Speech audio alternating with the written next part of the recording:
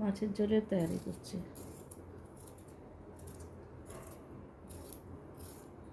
চিংড়ি মাছের ঝোল বানাবো, এগুলো না ফ্রাই করবো। না, চিংড়ি মাছের ঝোল না, লাউ চিংড়ি বানাচ্ছি। আর পাপলেট মাছের ঝোল বানাবো, আর এগুলো না ফ্রাই করবো।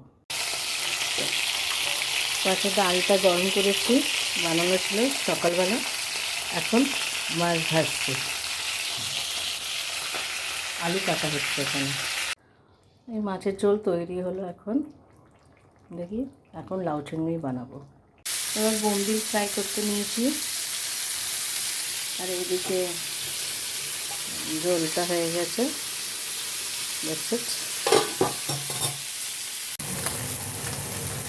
এবার মান্দিলিটা ফ্রাই করছি।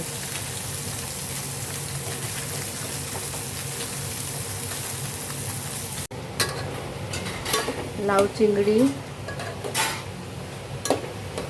বানানো হয়েছে। ভাত হলো এখন। এই হলো রান্না। মামাম, পাঠাচ্ছি তোকে।